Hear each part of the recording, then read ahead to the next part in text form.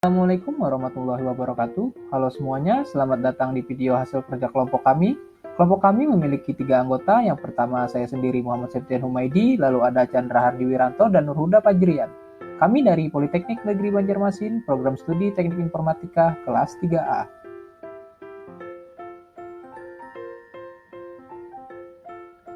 Pada mata kuliah komunikasi data hari ini, kami akan menjelaskan bagaimana penerapan OSI layer pada seseorang yang bepergian menggunakan kereta api.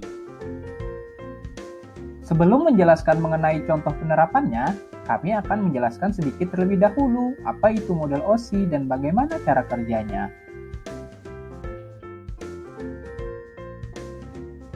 Model OSI atau Open Source Interconnection berfungsi untuk menggambarkan bagaimana informasi dari suatu software aplikasi di sebuah komputer berpindah melewati sebuah media jaringan ke suatu software aplikasi di komputer lain. Model komunikasi ini paling banyak digunakan oleh vendor atau pembuat sistem jaringan. Dengan menggunakan model ini, kita dapat melihat fungsi jaringan yang terjadi pada setiap layer. Layer-layer yang ada pada OSI pun terbagi menjadi 7 lapisan, yang mana diantaranya merupakan host layers, terdiri dari application, presentation, session, transport, dan media layers yang terdiri dari network, data link, dan physical.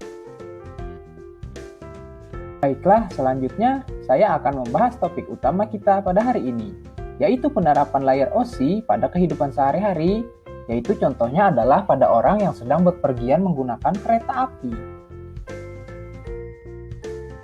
Yang pertama ada application layer.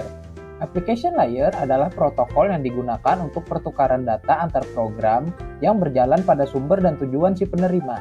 Sebagai contoh, pada layer ini penumpang harus memesan tiket di loket yang tersedia di stasiun untuk dapat menaiki kereta api. Yang kedua ada presentation layer. Pada presentation layer inilah di mana sebuah aplikasi diterjemahkan menjadi sebuah data. Penumpang harus membayar untuk mendapatkan tiket kereta api. Lalu yang ketiga ada session layer. Session layer merupakan layer yang mengizinkan sesi koneksi antara node dalam sebuah jaringan dibuat atau dihancurkan. Karena tadi penumpang sudah mendapatkan tiket secara resmi, maka penumpang mendapatkan hak untuk naik ke kereta api dan duduk di bangku sesuai dengan yang ada di tiket tersebut. Yang keempat ada transport layer. Transport layer adalah lapisan yang bertanggung jawab untuk mengirim data ke proses aplikasi yang sesuai pada si penerima. Saat petugas melakukan pengecekan tiket, si penumpang dapat menunjukkan tiket tersebut untuk memberitahu lokasi tujuan dia pergi. Kelima ada network layer. Fungsi dari network layer adalah untuk membantu mendefinisikan alamat IP atau internet protokol, sehingga tiap komputer dapat terhubung dengan satu jaringan.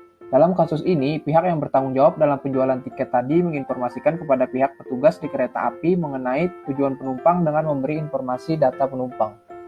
Yang keenam ada data link layer, merupakan lapisan yang melakukan transmisi data antara perangkat-perangkat jaringan yang saling berdekatan dengan jaringan WAN. Penumpang kereta api yang ada banyak, tidak hanya satu, dan masing-masing mempunyai tujuan yang berbeda. Oleh karena itu, para penumpang dikelompokkan sesuai dengan tempat tujuannya. Yang ketujuh adalah physical layer.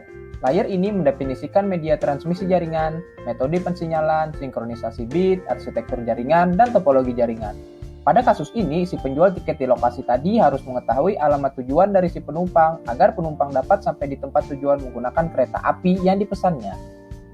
Baik, sekian dari kami. Saya Muhammad Septian Humaydi dan teman saya ada Chandra Hardi Wiranto dan juga Nurhuda Fajrian. Materi kami kumpulkan secara bersamaan dan proses pengeditan juga berdasarkan hasil diskusi kelompok.